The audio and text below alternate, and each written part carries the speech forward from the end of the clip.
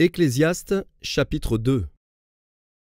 J'ai dit en mon cœur: Allons, je t'éprouverai par la joie, et tu goûteras le bonheur. Et voici, c'est encore là une vanité.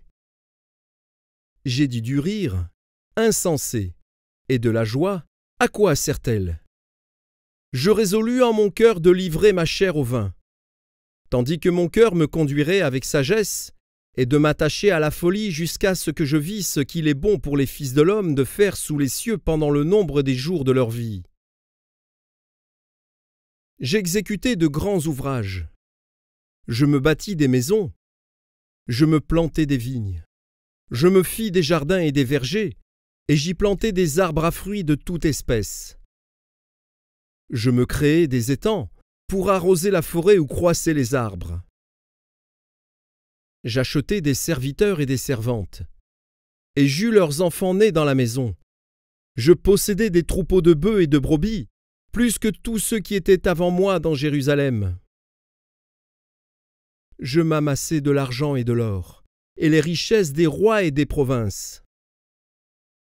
Je me procurai des chanteurs et des chanteuses, et les délices des fils de l'homme, des femmes en grand nombre.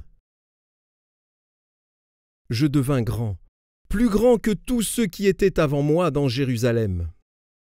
Et même ma sagesse demeura avec moi. Tout ce que mes yeux avaient désiré, je ne les ai en point privés.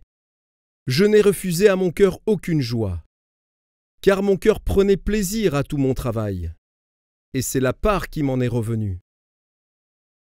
Puis, j'ai considéré tous les ouvrages que mes mains avaient faits, et la peine que j'avais prise à les exécuter.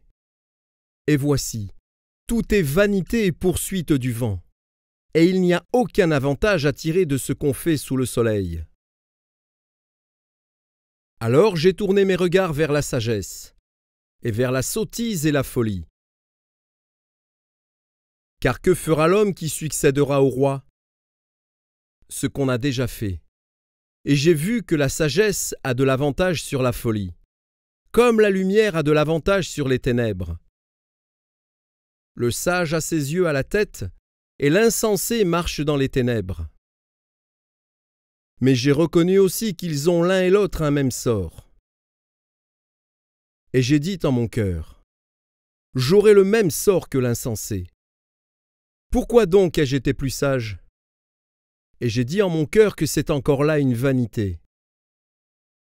Car la mémoire du sage n'est pas plus éternelle que celle de l'insensé, puisque déjà les jours qui suivent, tout est oublié. Et quoi? Le sage meurt aussi bien que l'insensé. Et j'ai haï la vie, car ce qui se fait sous le soleil m'a déplu, car tout est vanité et poursuite du vent.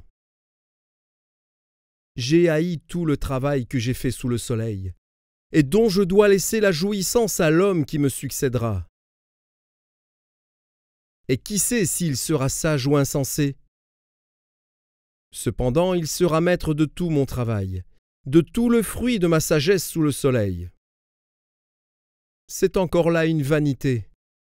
Et j'en suis venu à livrer mon cœur au désespoir, à cause de tout le travail que j'ai fait sous le soleil.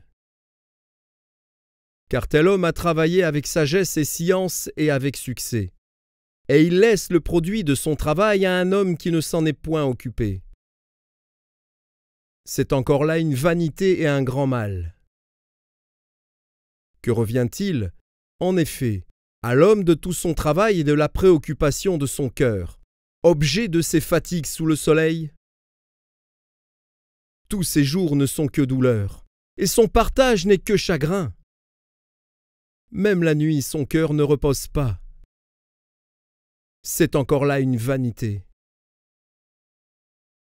Il n'y a de bonheur pour l'homme qu'à manger et à boire, et à faire jouir son âme du bien-être, au milieu de son travail. Mais j'ai vu que cela aussi vient de la main de Dieu. Qui, en effet, peut manger et jouir, si ce n'est moi? Car il donne à l'homme qui lui est agréable la sagesse, la science et la joie.